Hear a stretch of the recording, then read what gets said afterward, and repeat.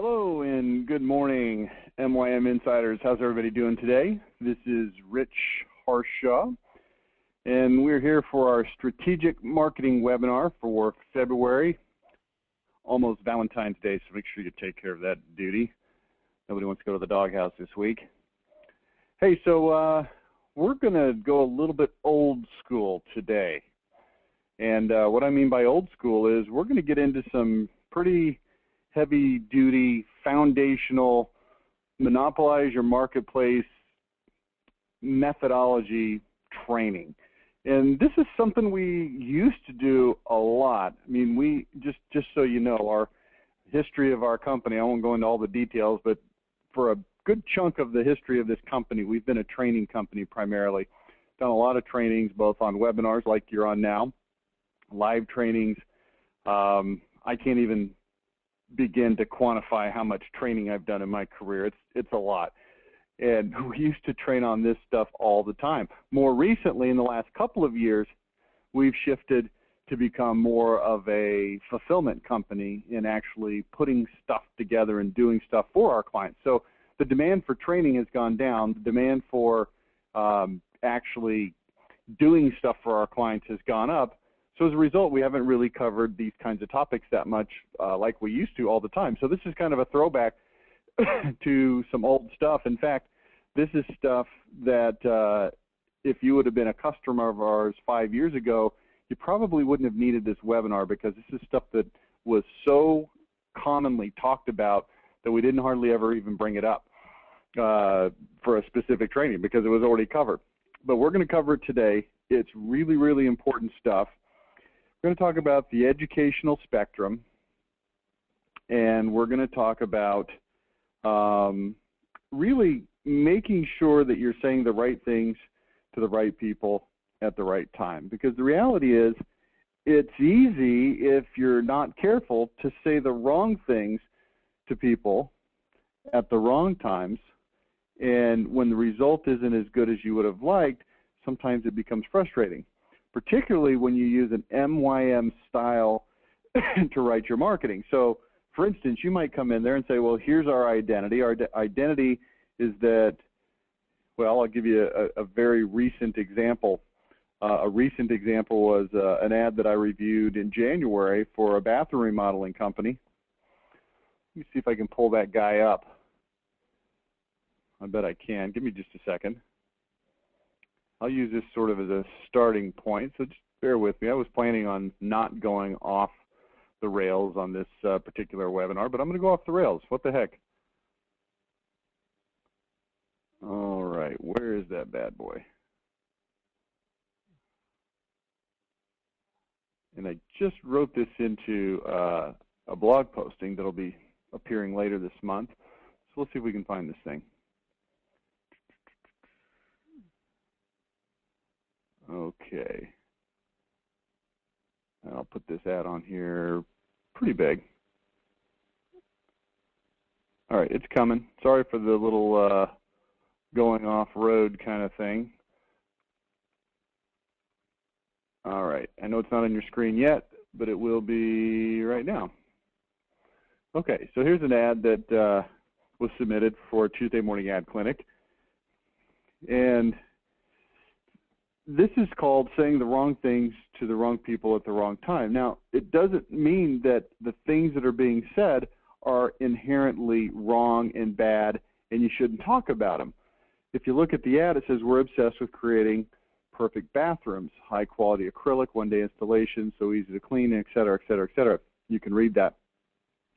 And the reality is these are elements of this company's identity. Excuse me. But if you take a look at identity, well, I'm going to hold that point because identity does fit into this whole discussion, but I'm going to leave that as a mystery for a little bit later. But here's what I want you to know. If you're running this ad in the newspaper or in a magazine, there are going to be certain people that see this that are not necessarily in the market right at that particular time for a bathroom.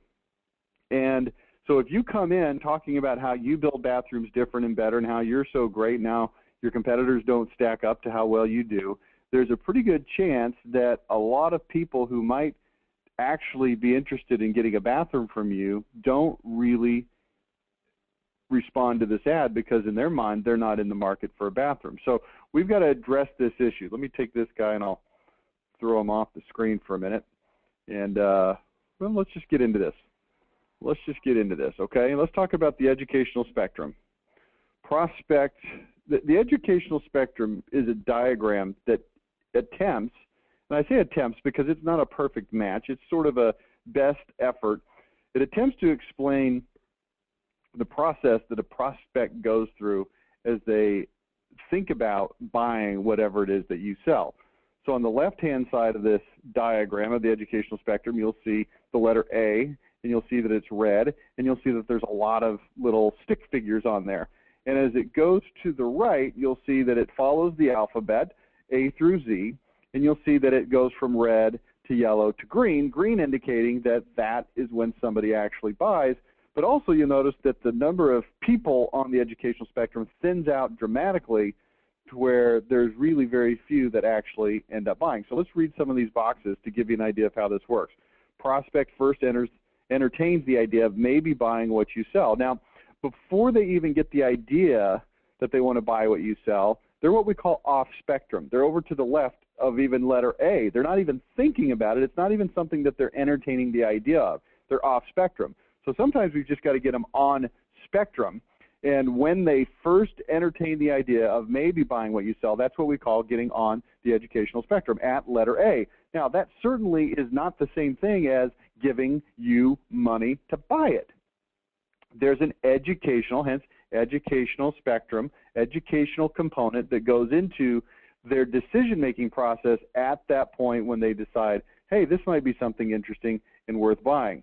Okay, so you start reading through the rest of these boxes, and again, this is an approximation of what happens. It's not necessarily exactly what happens, okay? So they start to consider solution options and gathering information on an informal basis. Solution option means maybe they'll buy what you sell, maybe they'll do something else. If you're in the market, if you're in the market of selling kitchen remodeling, maybe they'll just update their kitchen with new fixtures. Maybe they'll get a new appliances. Maybe they'll do it themselves. Maybe they'll hire a contractor. Maybe they'll go down to Lowe's.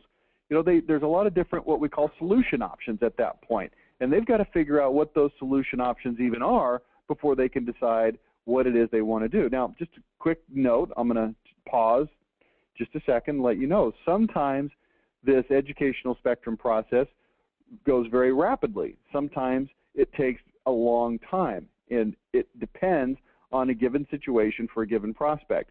So let's say, for instance, that somebody wakes up one morning to discover that their kitchen flooded overnight, and it destroyed the floor. It destroyed all of the cabinets on the lower end of the cabinets, right? Not the ones that are up high.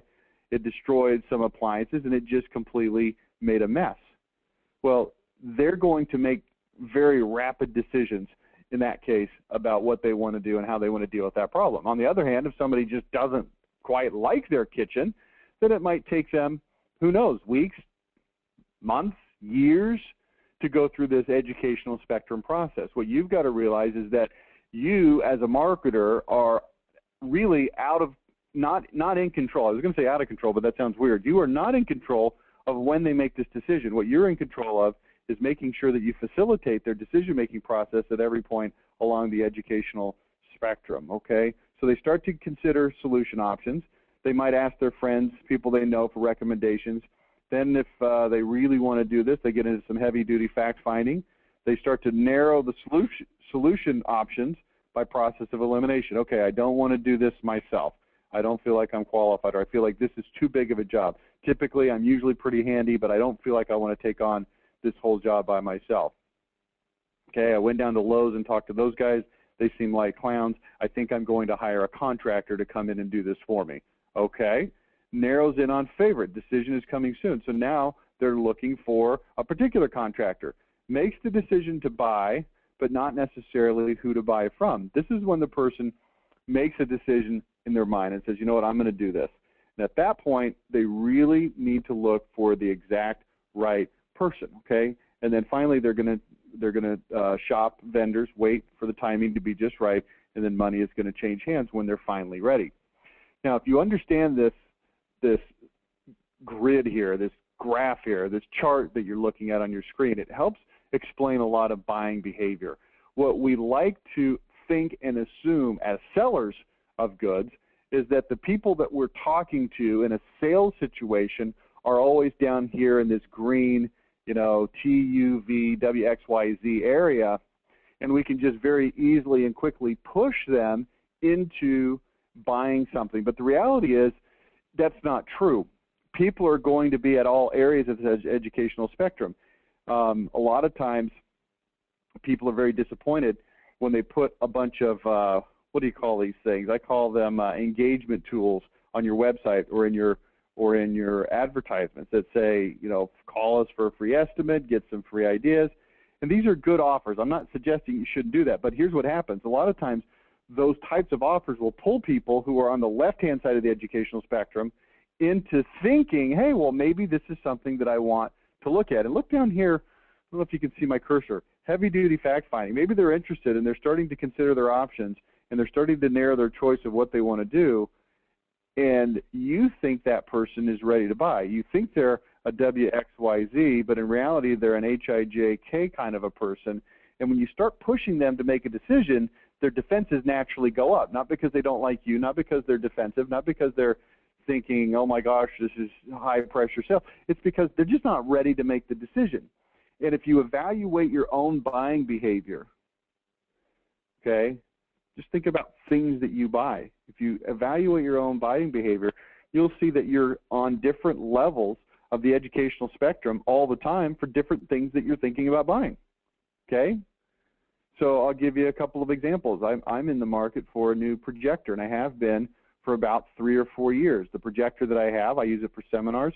I don't really like it. It's not particularly bright, so the room has to be a little darker than I would like it to be when I do presentations, but it's not a deal killer. It's not something that I'm absolutely, you know, devastated by. I wish the picture were a little crisper, but it does the job. And you know, you got to spend money when you replace stuff, and sometimes it's hard for people to spend money to replace stuff that still in reality works okay. It's not the absolute best that they want, but it's okay. Have you ever felt that way about something? Of course you have. It's called life. You know, maybe you're sitting there staring at your iPhone and going, well, this is a little dinged up, but gosh, it still works. I hate to, you know, go buy a new one. But, you know, that new one does look really nice, so maybe I will. So, you know, in terms of that projector, you know, I've been sort of thinking and looking, and if I see an ad in a travel magazine or a business magazine, or maybe if I'm online and I start thinking about it, I might look some things up. I might go over to projectorpeople.com and start browsing around a little bit. And I'm not necessarily ready to buy, but I am interested and I am looking, okay? But what we tend to do is we tend to mistake these people for people that are ready to buy right now. So just take this whole discussion and kind of file it into your mental archives and think about this as we go through the rest of this webinar, okay? This is an important preface to the rest of the discussion. So your job in marketing is to convince prospects, but here's the important question: to convince them of what? Now, the knee-jerk reaction is, my job is to convince them that we're the best company to do business with. And that's true sometimes. And at some point during the discussion, that will become a true statement, that you're trying to convince them that you're the right person to do business with. But the reality is, that's not always the right thing to convince people of. So let's go to what we call 3 categories of hot buttons, okay? What is your marketing trying to convince your prospects? Number 1, well, maybe you're trying to convince them that they should buy what you sell in the first place. Not buy it from you necessarily. Obviously, you want them to buy it from you, but maybe, first of all, they just need to be convinced that they need to buy what you sell in the first place. Second, that their reasons for not wanting to buy what you sell are not valid. And third, that they should buy it from you instead of your competitors. Now, depending on where this person is, a given prospect is on the educational spectrum, you might need to address different types of areas of hot buttons with them. If somebody doesn't even know that they want to buy what you sell and you start talking about how great you are, then it doesn't resonate with them at all. Okay, does that make sense? I'll give you some examples as we go through this. What is your marketing trying to convince your prospects of? If it's trying to convince that they should buy what you sell in the first place, we call this category of hot buttons benefits of ownership. And there's 3 categories, and these are good for you to jot down. Benefits of ownership. The second one is the reasons for not wanting to buy. If you're trying to convince them that those reasons for not buying are invalid, then we call that objections to ownership. And the third one is if you're trying to convince them that they should buy it from you instead of your competitors, we call that vendor selection. Okay? Remember, hot buttons are important and relevant issues. And I'll give you several examples of this as we go through this. That's what the webinar is for. But I want to ask you, as an astute marketer, if you're a customer of MYM, and particularly if you are a remodeling company, which most of you are, not all of you, but most of you, let me ask you this. What category of hot buttons is your identity based on? Well, are the things that you're saying in your identity trying to convince people that they should buy remodeling in the first place? Or that the reasons for not wanting to buy are not valid? Or that they should buy from you instead of one of your competitors? Ding, ding, ding, ding, ding. That's the right answer. Now, we focus in identities on vendor selection hot buttons. We don't tell you that necessarily because, again, we are in the business primarily now of creating marketing for people, but if you do want to understand how all this works, it all makes sense. And the reason that we use vendor selection is because identity for a home improvement company, by definition, is to convince people that you're different and better. Because here's what we're doing. We're making assumptions that when people are on your website primarily, that they're engaged in wanting to buy whatever it is that you sell. They already know that they want to buy. So I tell people this. Now, this is going to vary for different kinds of companies and different kinds of industries. So this is where the training gets a little bit naughty. Not naughty like it's been bad, but naughty like K-N-O-T. It's K-N-O-T-T-Y. It's got some knots in it. It's a little bit hard to make widespread generalizations about what to do in a given situation because it really is heavily situation specific, okay? But there are certain situations where vendor selection is not the first thing you want to talk about. And there are other situations where vendor selection is what you want people to what you want to talk to people about. And the reality is it comes down to what we call in marketing the F word of marketing, which is familiarity. If people are familiar with what it is that's being sold, then we want to focus in on vendor selection. But if they're not familiar with what's being sold, then we probably want to focus in on benefits of ownership. In other words, they don't even know that they need it in the first place, so we've got to help them understand benefits of ownership. Why would they want to buy this in the first place? There's also a time and a place for addressing objections. I'll give you examples of all of these as we go through this right now, okay? Now let me give you a word about benefits of ownership. Does John Smith need to be convinced to buy in the first place? Now what I'm going to do is I'm going to put some different types of things that people can buy on the screen, and I want you to think, is this something that John Smith needs to be convinced to buy? Does he need to be convinced to buy a business telephone system?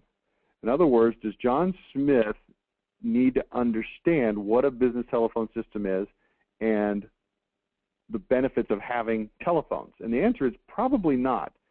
The likelihood is that when John Smith starts looking for business telephone systems, they already have a specific understanding of why they would want a business telephone system. What you would need to do is help them understand why they should buy yours. What about replacement windows? Well, this is an interesting discussion. Did you realize that the vast majority, well, hold on, before I tell you that, I'm going to reemphasize that this gets a little bit thorny. It's a little bit knotty. It's a little bit hard to sort this out, but I'm going to help you sort it out. Now, for replacement windows, here's what the interesting fact is. The vast majority of people that need to replace their windows don't have any idea that they need to replace their windows. In their mind, their windows are just fine. They don't realize that their high energy bills are being heavily contributed to by their poor windows. They don't know that their windows are poor. They have no way of understanding or knowing that, and so they don't even think about it. So when you start asking people, you know, do you think you need to replace your windows? They immediately say, well, no, they're fine. Why would I need to replace my windows? Well, because they're not very efficient. And they kind of tilt their head and give you that confused dog that you tricked when you pretended to throw the stick, but you really held it behind your back. And they go, look at you and they go, what? Yeah, your windows are contributing heavily to your energy bills being high. And they don't even know that or comprehend that or realize that. And you've got a huge percentage of people that fit into this category. The percentage of people that actually are aware and cognizant that they need to replace their windows is very small. Now, that being said, here's an interesting other part of this discussion. For home improvement companies, I generally encourage home improvement companies to play in the sandbox called trying to attract the people that already know that they want what you sell. Vendor selection hot buttons.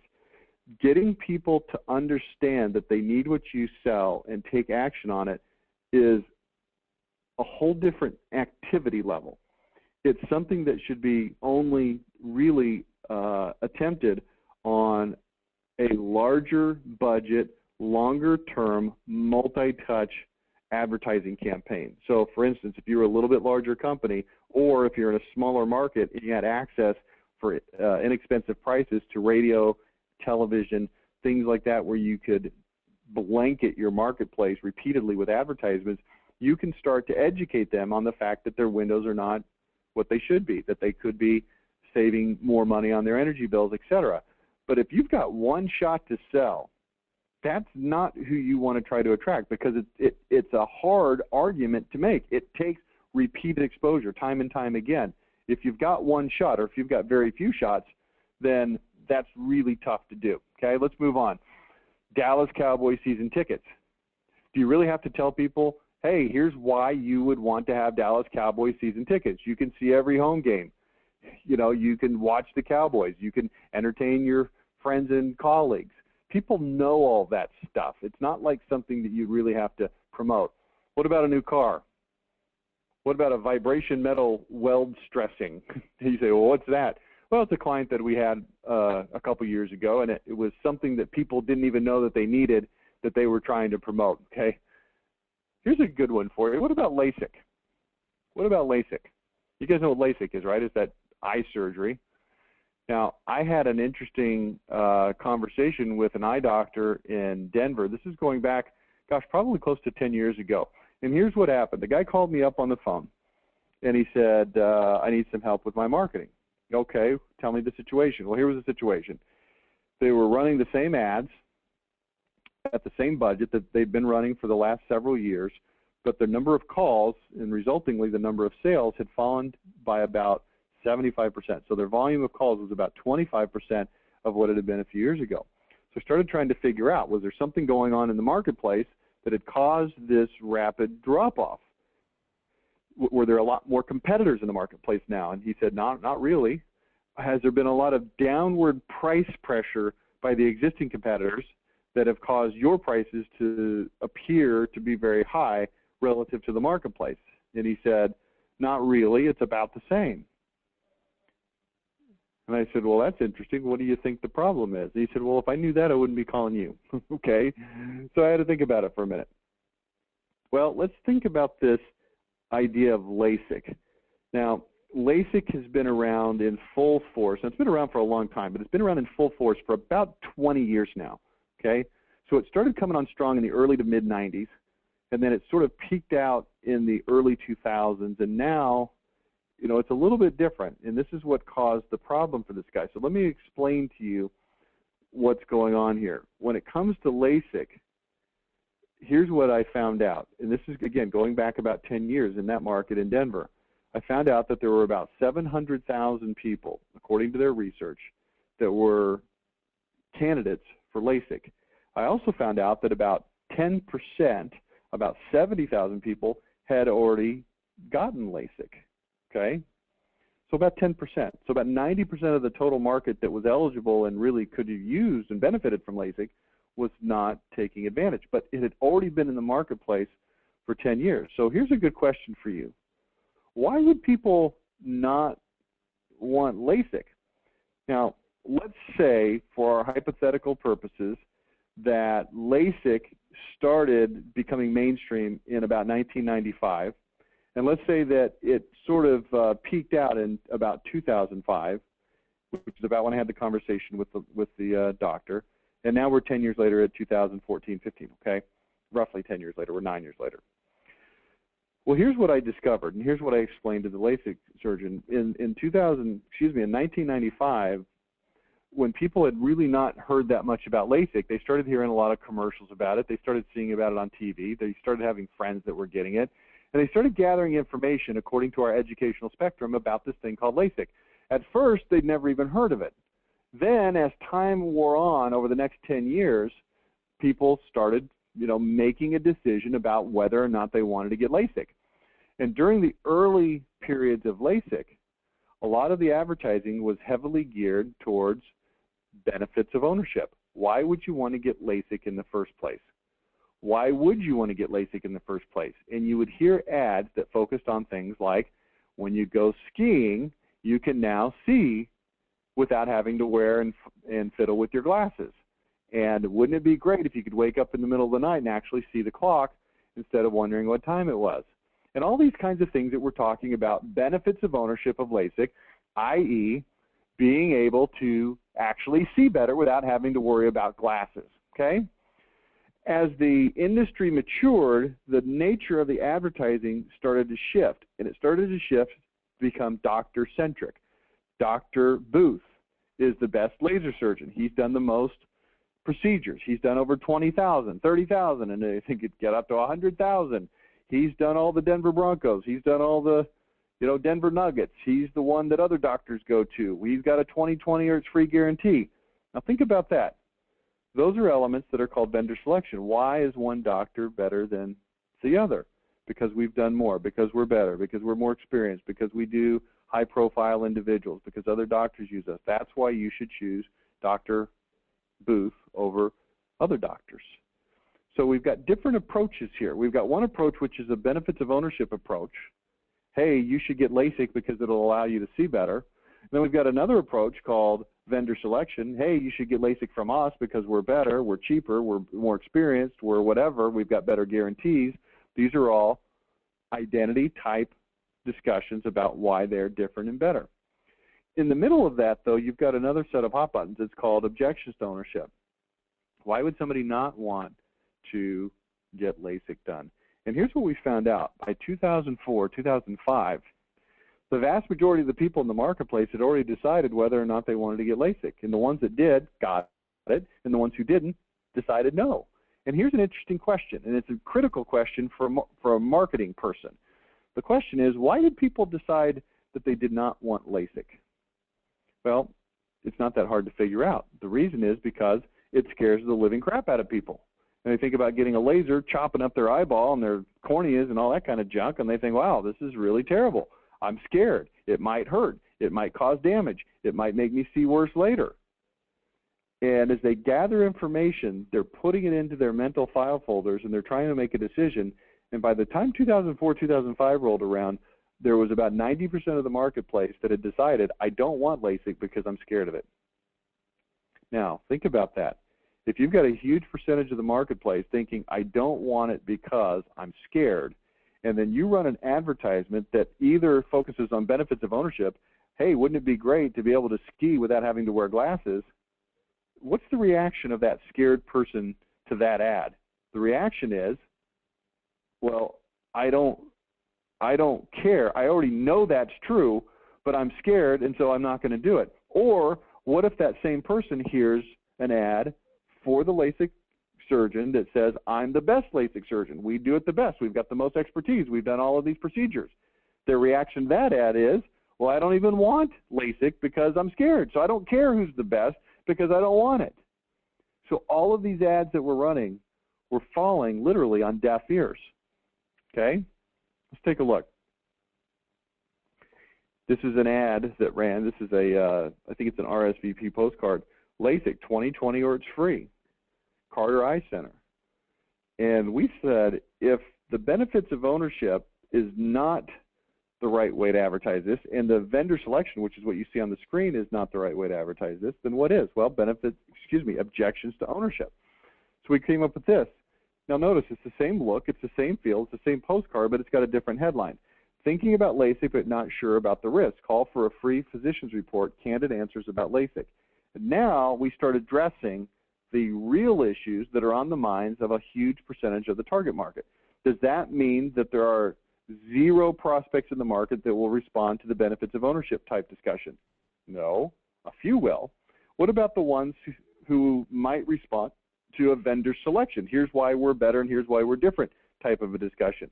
Well, there are some who will benefit from that as well. Some who are ready to buy that just want to find the right doctor. But in this particular case, LASIK, 2005, there was a huge percentage of people caught in the middle that just didn't want to do it because they were scared. They thought it was risky. So when we put this type of ad together, it becomes very effective because it hits the right elements that people are thinking about.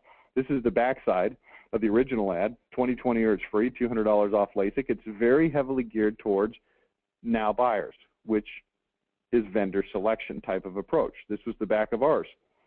Educate yourself about LASIK. Request my free physician's report. If you or someone you know has been thinking about LASIK, contact my office. I'll send you my free physician's report called Candid Answers About LASIK. It'll help you understand what the surgery actually is step by step and answer these questions. Will it hurt? How much improvement can you expect? Are there any side effects? How can you choose the right doctor? Are there alternatives? When is the right time? Are you a candidate? You can request a free report, or you can go schedule a free screening and consultation with me. The number is below, and then there's a web address. Okay, so you get the idea here of what we're trying to do.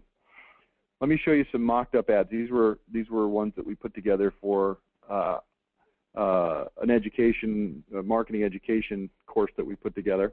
But let's take a look at these. I want you to evaluate this ad. Have LASIK today, take 36 months to pay. 0% financing for 24 months, a little more than $1 a day. No kidding, you can have LASIK for a little more than $1 a day from Dr. Brother, one of the most experienced intra-LASIK surgeons in the world. Now, here's what this is. This is a vendor selection type of an ad. Vendor selection saying, we're different because we will make it affordable. Then we've got this one here, wake up to better vision. Dr. Andrew Brother, we love to hear it when our patients say they can wake up and see the alarm clock for the first time with clear vision. They're truly amazed at what they can see. At Brother Eye Care and Laser Center, you can get the most advanced technology for a great value. Dr. Brother will beat any price for custom intra-LASIK using the same laser platform and warranty. Ask about payment plans for as little as $31 a month.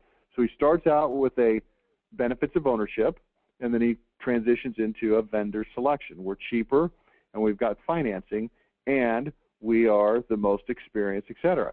None of these ads, neither one of these two ads, address the real issues that a large percentage of his target market are having. Okay?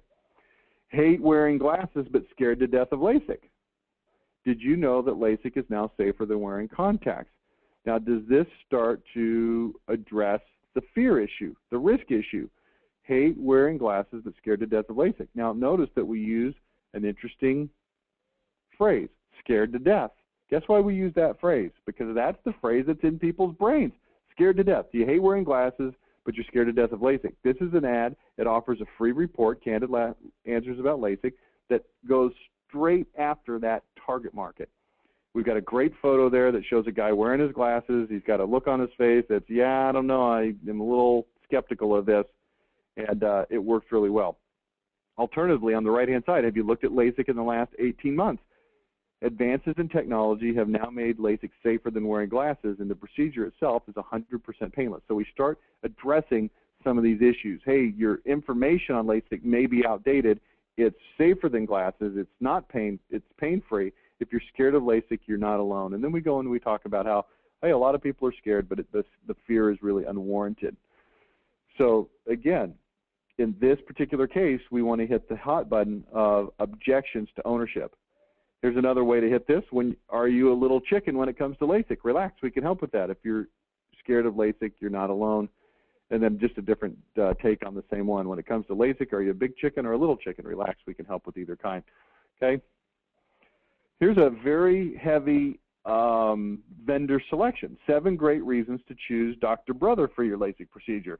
If you're ready to move forward with LASIK, you're ready to move forward with LASIK. Now the important question, which doctor should you choose? And then it goes through 7 reasons why this doctor is better. I'm not going to address the ad on the right. It's actually kind of a silly ad that's meant to be funny. Let's go to a different industry. Let's go to sunrooms, and let's talk about some different ways to approach this. So First of all, why would John Smith want to buy a sunroom in the first place? Benefits of ownership, okay? Benefits of ownership. Well, here's what I want you to do. I want you to think about what are the benefits of ownership of buying a sunroom. Well, here's what they are. Entertaining. What a great place to entertain. More space in your home. Resale value increases. Comfort, relaxation, health and vitality. Enjoy the seasons all year, okay? These are the reasons why people would want to buy a sunroom. I think that's it. Yep, that's it. So let me ask you this. If you're writing an ad for sunrooms, is this a worthwhile, valid way to write the ads? And the answer is, yeah, it is, but you've got to be careful and make sure that you're hitting the right hot buttons, okay? I did a project, this is going back a few years, with Four Seasons sunrooms. And they said the number one hot button, the reason that people buy sunrooms is, and they listed something that was on this screen. Try to guess what it was. They said that according to their research, and they paid a lot of money for this research, they said is that people wanted more space in their home. Now, I was just some nobody from Dallas meeting with these bigwigs in New York that knew everything about sunrooms that there was to know, and they had a $100,000 report that they paid for telling them that the number one reason people wanted a sunroom was to get more space in their home. And I walked in there and I said, that's wrong. Your report is wrong. It doesn't support anything that makes common sense or that I've seen in my experience with marketing sunrooms. And they kind of laughed at me like, you know, who are you, just some idiot? Well, let's think about this for a minute. Why would somebody want more space in their home? And I asked them a question. I said, what's the average age of your typical sunroom buyer? And I put my hands behind my back. I said, I've got it on my fingers right now. And they said about 55. And I held my hands out in front of me with 2 5s on. I said, you're right, 55. That's exactly what I was going to say. Now, why do people want a sunroom when they're 55 years old? And they said, well, they're just old enough that they want one. I said, no, that's not true. And you know that's not true. I said, the reason that 55 is when people start magically wanting sunrooms is that's when they're finally old enough that their kids are out of the house, off the payroll, and they actually have money to afford it. Now, because their kids are out of the house and off the payroll, the last thing that they need in their home is more room. They've already got extra room they don't even need because their kids all moved out. So why would they want more room in their house? And they go, oh, well, what we meant was a different kind of room. I said, yeah, but when you run an ad that says increase the size of your house, that's not what people want. What people want is entertaining. They want comfort and relaxation. They want health and vitality. They want to enjoy the seasons all year round. This is completely different than more space at home. Now, what we're talking about here is we're getting into a discussion about ranking the hot buttons. So we don't just have hot buttons. We have to rank the hot buttons and know which ones are the most important ones to talk about. If you go back to the LASIK example, the objections to ownership really are two. Number one, people are scared of the risks. Number two, they can't afford it. Those are the reasons why people would say no to LASIK. And the money issue is somewhat important, but it's only fractionally as important as the fear and the risk issue. So we spend the majority of our time talking about fear and risk and a very small amount of time talking about overcoming the price objections. In this scenario, benefits of ownership is good, but we've got to know which of the benefits of ownership. And so in our methodology courses, we get into a discussion about how to rank these hot buttons and find out which ones are the most important. But for now, I just want you to understand the different categories of hot button. Let's move on to the second category, which is objections to ownership. Why would John Smith have decided not to buy a sunroom? These are the objections to ownership. Now, here's some of the objections. Cost, security, right? It's a glass room. Does that mean that people can break in easy? Is it going to, what if a limb falls on the glass roof? Is it going to, shard me to death? That's a safety issue. Utility expenses. Okay, if I have this glass room, is it going to be extraordinarily expensive in Dallas to cool that in the summer, or if you live in the north, to heat it in the winter? Now, here's an interesting note about this objection. The objection is not necessarily valid. It's just an objection that people have. A good way to find out the objections to ownership is to gather your salespeople into a room and say, what are the questions that people are always asking about the product? Oh, well, they want to know how much it's going to cost, obviously. They want to know about the utility expenses. It always comes up. They want to know about glass breakage and safety. Okay, what are some other things? Temperature control. Is it easy to control the temperature in a glass room? What about cleaning and maintenance? Privacy. You know, I like to hang out in my underwear, and now I've got this glass room. My yard's too small. How's it going to look on my house? These are the objections to ownership. Now, again, they need to be ranked, and you need to address the ones that are the most pressing, okay? And then finally, we've got vendor selection. The question for vendor selection is, why would John Smith buy a sunroom from you instead of your competitors? These are vendor selection hot buttons. They come down to things like reputation, money issues, reliability, materials, workmanship, stability, professionalism, speed, finish time. And these are the kinds of things that we base your identity on, right? So that when somebody already knows they want a sunroom and they start looking online, we can come in here and we can hit them with all these things. But you know what? It's going to depend on where your marketing appears, right? So if you're online and you've got a website, you're probably going to want to heavily focus on vendor selection. Why you're different, why you're better, why they should choose you instead of somebody else. However, if you're running an ad in the Clipper magazine and it's going out to people in the neighborhoods where you know the demographics are a good match, you might want to mix it up. Instead of going out and saying, hey, we're the best sunroom company, here's why you should buy from us, you might want to go back to some of the benefits of ownership. One of the benefits of ownership that I found when marketing sunrooms that's really important is how it will look on your home. And we run an ad. I'll show you some of the ads, okay? Benefits of ownership, things you can do in your sunroom. This is a door hanger. That's what that big circle is at the top. Put this on somebody's door. Read your morning paper. Drink your coffee. We're just trying to give people an idea. Wow, look, wouldn't that be great to have a sunroom? I didn't even realize I wanted one, but now that I'm looking at this picture and I'm seeing this list of all the great things I could do, and they start to picture themselves like being on vacation in this beautiful room and talking on the phone, watching TV, curling up with a book, playing cards, watching the snow fall, taking a nap, you know? And they go, wow, benefits of ownership. They hadn't really considered that. Their familiarity with this was low, so we have to come in and educate them. Okay? And now for some practical advice. The sunroom will also increase the value of your home significantly. Benefit of ownership. Okay? Outdoor living, 365 days a year. That's a billboard, right? Wonder what your home would look like with a new sunroom. Stunning. Benefits of ownership. So this can work well for a sunroom. How about objections to ownership? Now, we would probably limit objections to ownership discussion for sunrooms to a postcard series where we're hitting people over and over again in a hopper type scenario. Interested in a sunroom but concerned about keeping it clean. How about we do it for you? Forget about cleaning glass, we'll do it for you. And this is a promotion that they're running called, you know, we'll send a window washer out to clean your what is it, the glass, okay? Here's an advertisement we ran in the Clipper magazine, wondering what a sunroom would look like on your home. Stunning. Transform your home into a stunning showpiece regardless of its age, style, color, or exterior finish. And this kind of is a combo. I don't really know if this is objections to ownership, I'm concerned that it won't look good, or a benefit of ownership, which is sort of the inverse, right? If you know math, it's an inverse, which is the other side of the same coin, which is, hey, it's going to look great. So we talk about that. All right, come on. Okay, let's go to a different example, daycare. Why would John Smith want to put his child in daycare in the first place? Well, these are the benefits of ownership.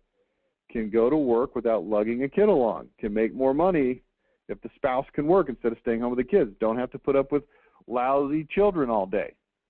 Okay, now I put this on here, and this is to illustrate a point. And here's what the point is. In some industries, in some situations, you don't need to talk about benefits of ownership because the familiarity is so high. I've never had my kids in daycare before, but clearly the reason somebody would want to put their kid in daycare is obvious. It's because they need to work, they need to make money, and they don't have the ability to take their kids to work. So if we ran an ad that said, hey, wouldn't it be great to not have to take your kid to work? Or, hey, think about how much money you could earn if you didn't have to take your kid to work with you, or if you could get rid of your kid and go to work. I mean, these are dumb ads, and this is a dumb thing to do, but I'm just showing you that those are the benefits of ownership so that we can actually look at this and say, well, we probably wouldn't want to spend time, effort, and money on these kinds of messages. What about the second? Objections to ownership. Why would John Smith have decided not to put his child in daycare? Well, these are the objections to ownership. Cost, and you'll find that cost is almost always going to be an objection to almost anything that can be bought, okay? Don't need extra money from working, safety issues, don't trust other people, guilt. And probably this would be a really long shot trying to convince people, hey, I know you feel guilty about putting your kids in daycare, but hey, don't worry about it. You probably wouldn't want to try to run that ad series. Okay, you might talk about some trust and safety issues, but for the most part, what we want to do for daycare is we want to focus in on vendor selection. Why would John Smith buy daycare services from you instead of your competitors? These are vendor selection hot buttons. And it comes down to your reputation, money and pricing issues, teacher qualifications, the facilities, teacher-child ratio, safety, diet, nutrition, educational outcomes, convenience, and location. These are the reasons why people would choose one daycare center over another. So here's what I'm trying to do. Let's look at the examples I've shown you. I've shown you 3 different examples. One was for LASIK, one was for sunrooms, and the third one now is for daycare. And I'm showing you that there's a wide variety of different kinds of approaches to take depending on the educational spectrum, depending on what type of product it is, depending on where it's being advertised, depending on where the marketing piece appears, depending on the situation. And people hate this because they don't want things that depend on things. They don't want training that says, hey, if you do it, depending on your industry and depending on where the ad runs, then you do this or you do that. Here's what people would rather have. Always do this one particular way. Well, marketing doesn't work that way, okay? Nothing in life works that way. I've got 6 kids, and I always enjoy getting parenting advice from people that have 2 kids, because people that have 2 kids decide that the world works a certain way in terms of parenting, and they draw a global conclusion that things are always going to work a certain way when you parent kids, but it's based on a very limited experience. But when you have 6 kids, you realize if I try parenting technique or parenting attitude or parenting methodology A on child 1, it may not work on child 2 or 3 or 4 or 5. In other words, when it comes to parenting, you have to look at each child independently, look at their type of personality, what motivates them, what doesn't motivate them. I mean, I've got one daughter that's a good kid, but I'm telling you, man, when she was littler particularly, you could spank her and it wouldn't affect her at all.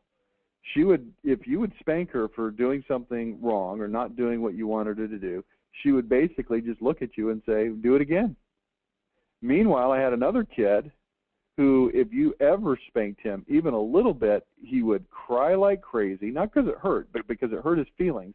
He would run to his room, he would bury himself under his covers in his bed, and he'd stay there for about 2 hours feeling terrible because he hated the disapproval that was represented by spanking. So you got 2 kids with 2 completely different attitudes about the same parenting technique. How are you going to run those 2 things at the same? You got to just look at the individual situation. And here's what I'm telling you about parenting, because it relates to this conversation of marketing. You've got to look at each situation specifically and independently, and you've got to say, what's the right thing to do right now in this situation? And you've got to evaluate.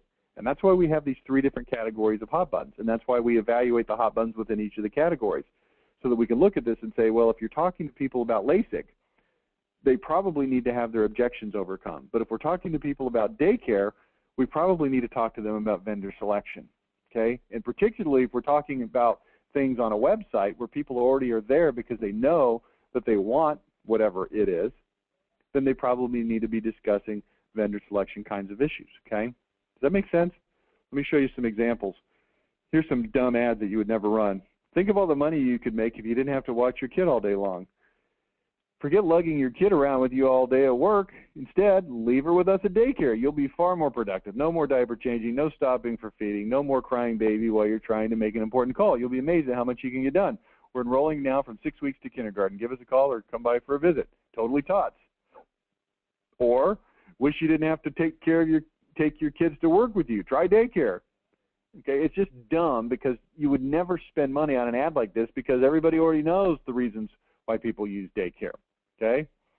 Now, how about this? These are ads and again, these are mocked up, so don't take these, you know, like, hey, that's the actual ad. But look at this ad. This is vendor selection. Mommy, the food they give me at daycare is yucky. Wondering why your child comes home from daycare hungry and crabby. If your daycare considers mac and cheese one of the major food groups, read this. Nutrition, free report shows how 17 area daycare centers stack up. Now I start giving people information to facilitate the decision about finding the best daycare center. Most daycare centers, and it points to a crummy playground, our daycare center, our Mongo Pirate playground, never gets old. Kids absolutely love it. Why sell for a daycare that's not equipped with 3 playgrounds and a 22-station computer lab? And it talks about facilities. That's one of the, that we're addressing 2 of the vendor selection hot buttons. On the left-hand ad, we're focusing in on the diet nutrition. On the right-hand one, we're talking about facilities. Okay? Only one daycare in Southlake was specifically designed and equipped for accelerated children. Don't risk your child being left behind. Here's what to expect from a daycare specifically designed for accelerated children. Totally Tots is the only daycare that has curriculum to get your child ahead. Now, on the left-hand picture, he's drawing a house and a picture, and on the right-hand one, he's drawing, you know, equations, kind of a thing. The 3 biggest problems you'll have with most daycare centers and how Totally Tots overcomes them all. 3 things your daycare may not tell you. They changed the staff-child ratio without telling you. The TV is one of the main teaching tools. Staff members don't always get proper background checks. And now we're hitting, on this particular ad on the right, we're hitting multiple hot buttons, but it's still vendor selection. Does that make sense? Okay, here's some postcards introducing a daycare center that doesn't consider mac and cheese to be one of the 4 major food groups. We have a 22-station Dell computer lab. Other daycare centers unexplainably have 0. I've created what I consider to be the perfect working mother-friendly daycare center. Take 90 seconds to see if you agree. Out of 48 daycare centers in Southlake, only 1 was designed and equipped specifically to cater to the unique needs of accelerated children. Okay, so now write down on a piece of paper what your hot buttons are. What are the benefits of ownership hot buttons? What are the objection to ownership hot buttons? And what are the vendor selection hot buttons? That's what we do at this particular stage. Okay? Let's take a look here on the left-hand ad. 5 things you should look for in a window cleaning company. With packages as low as $10 a month, anyone can afford to have bright, clean windows, gutters that are spotless inside and out. Now, this is a pretty good ad that tells people why this window cleaning company is the best, but it doesn't address the major issue. Most people don't wake up in the morning thinking, wow, I need to hire a window cleaning company. So what we do is we find out, well, why do people not want a window company? Well, they think it's too expensive. Okay, think professional window cleaning is too expensive. How does $11 a month sound? Now your windows can be cleaned all the time for almost nothing. Ah, okay. This is an ad that hits the hot button, which is called objection to ownership. Build more home for your money using your cell phone. This is an ad that was run by You Build It, and it doesn't even make sense. So here's what we came in. Dreaming of a new kitchen for thousands less, and it didn't really hit. So here's what we came up with. Save $20,000 to $100,000 by building or remodeling your home yourself. We'll help you every step of the way, from design to bidding to materials and selection to subcontractor selection to quality assurance to finish and move in. Now, this is a benefits of ownership kind of an approach. The reason we use benefits of ownership with this particular client is because most people don't even know that remodeling your home or building your home yourself is even an option. So when you say, let's go back one, dreaming of a new kitchen for thousands less, people don't even really know what that means. Well, okay, I guess. So we come in and we hit the benefits of ownership because that's what they do. That's who they are and that's how they operate, okay? So hopefully this gives you a little bit of an understanding of how this works. It's a fairly reasonably complex concept, but one that I think you can work through. Okay, let's see what else we have here. Okay, I think that's all we're going to do. I'll take any questions that anybody has. If you'd like to submit them through the in your console question button. Cleveland Brown season tickets would need convincing. Yes, John, you are correct. If you have any questions, please either raise your hand and I'll talk to you, or just type it into the question console and we'll take it from there. And if we don't have any questions, then we'll be done for the day. Yep, it's about the top of the hour, so it's about time to be done. All right, let me go here to see if anybody's raising their hand. Okay, I don't see any hand raisers. All right, anybody? Anybody? Bueller? Okay. Beth. Wow, that's a blast from the past. Good to hear from you, Beth. Didn't know you were still hanging out there, so that's good to hear you. It's good to see you on the webinar today. Okay, anybody else before we hang up? All right, well, hey, shoot me an email, Beth. Let me know what's going on, just for curiosity's sake more than anything else. Okay, well, we'll go ahead and wrap up for the day. Appreciate everybody being on here. And we will talk to you later. John has a question. He says, I work for a manufacturer's rep company. I assume vendor selection is most important. Not necessarily, John. Don't necessarily think that because you're a manufacturer's rep that you need to instantly go to vendor selection. Depends on what you sell. If you're selling stuff that people don't even really know what it is or that it exists or that it's an option, then you still have to come in with the benefits of ownership. But if you're selling something that's widely available from 10,000 different guys and everybody knows what it is, then yeah, you would focus in on vendor selection. So just again, you have to decide and you have to look at it individually. Okay, that's the most important thing, John, is not to draw a lump conclusion, but to look at the situation and make the determination based on that. Okay. Okay, that's it. Thanks so much, guys. We'll talk to you. Well, I don't know when, soon. But I do appreciate you being on here. Appreciate you being a customer of Monopolize Your Marketplace. We'll talk to you later. Bye now.